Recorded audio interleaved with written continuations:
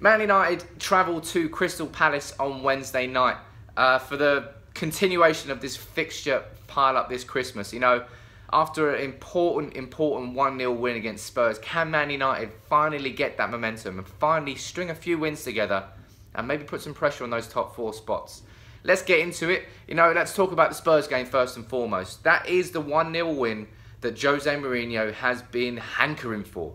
You know, we've had it against Stoke. We've had it against Arsenal.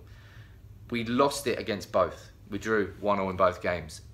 Now we held on for the 1-0 lead against arguably the hardest opposition we played at home since Man City. I would say definitely the hardest opposition we played at home. And it was a nervous last 5-10 minutes. Let's not get that twisted. You know, Spurs did come forward quite a lot. And that Phil Jones tackle nearly gave me a heart attack. But it was well timed. Man United held on.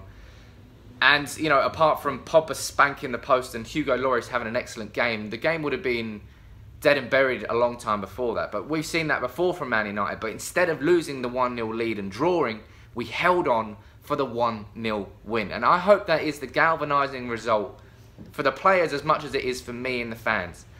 Because for me, it is a massively important. That is what Jose Mourinho has been trying to achieve with his Man United players for quite some time at home.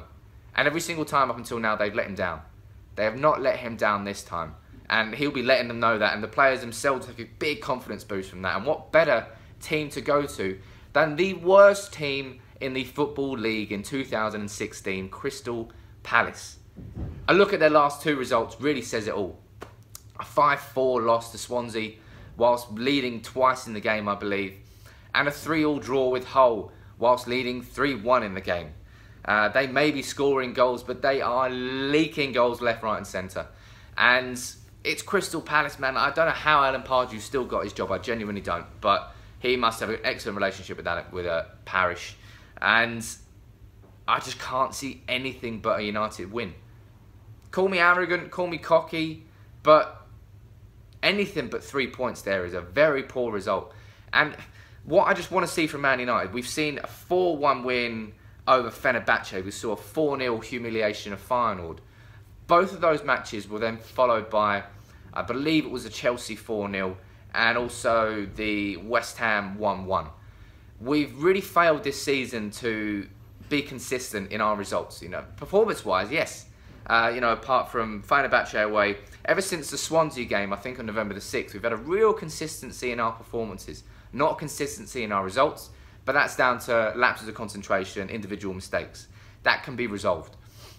And that was resolved against Spurs. And what I now want to see from Man United is a continuation of that, because it's all about momentum in football. If you can string 2 or 3 wins together, who knows what can happen. Let's look at Chelsea, now stormed it at the top of the league with 9 wins in a row, whereas 2 months ago, everybody was writing them out of the top 4 race. String a few wins together and everything can change. Man City are wobbling, losing 4-2 to Leicester. Man City, before the new year, have got to play Liverpool and Arsenal. We're only 6 points behind them now, 3 points behind Spurs. Everything is to play for still, and I've been banging on about this. Everyone's like, oh, Man United are out of the title race. Man United are completely out of the top 4 race. I do think the title was beyond our reach still. I think Chelsea are looking phenomenal. I still think Liverpool are going to be good this season, although they did have a slip up against West Ham. When you've got a shaky keeper and a shaky defence, that always makes it tough for you to string it together with a few wins in the title race. So Man United got David De Gea. Defensively, we've got Eric Bailly back, which I think is a huge boost. I like to see him play alongside Phil Jones. I think that could be an excellent no-nonsense partnership. But I just hope that this Man United 1-0 win over Spurs was that galvanising, momentum-building, watershed moment that we've been waiting for all season, because we've not been pissed off at the performances, we've just been frustrated at the results. Man United's football is quite easily the best we've seen in 3 years. Real progression under Jose Mourinho, real attacking football and quality throughout the whole team. You know, a couple of years ago it would have been relying on Rooney just to make the magic happen, but now we've got Mata, we've got Mkhitaryan, we've got Pogba, we've got Zlatan, we've got Martial, we've got Rashford. We've got players all over the pitch. Ander Herrera, who's been superb this season. Michael Carrick. There's players all over this team. There's littered quality everywhere. And that's making United a real strong outfit as far as I'm concerned. Just like this Zlatan Claus sweater is a strong outfit too. Maybe not. But anyway, let's move on. You know, what I'm predicting from the game, you know, fuck it. I'm going 4-0 for Man United because I don't know. I just feel like this was the result we were waiting for against Spurs, and it couldn't have happened against a tougher team. Spurs got the best defensive record in the league, excellent under Pochettino. But in that game, Herrera, Carrick and Pogba bossed the midfield that has bossed us a few times. Let's not forget the 3-0 at White Hart Lane last season. Let me know your comments and your predictions below, but maybe I'm getting too overconfident because it's just the one win. But I just feel like it's the manner of the 1-0 win, the games that have preceded it, and the frustration that's built up until that point that we took the risk of going for that 1-0 win. You know, again, I wouldn't have gone for that risk, you know, but as I said, if Pogba hadn't have spanked the post there, if Lloris hadn't had a worldie game, we would have had the game dead and buried by that point.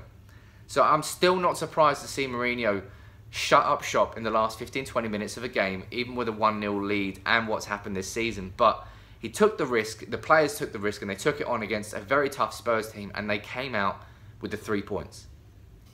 That needs to be the momentum builder that we want. Going into West Brom, we've got Middlesbrough, we've got Sunderland, on paper we've got simpler games coming up between now and New Year. Games where we should be looking at points. And that's got to start with 3 at Crystal Palace on Wednesday. Let me know your predictions in the comments below. Drop a like on the video. For the Zlatan clause, there you go. Get it in its full glory. You know, Zlatan's happy, we're happy. Let's get festive at Selhurst Park, hopefully, on Wednesday night with a lovely win. See you soon. Take it easy.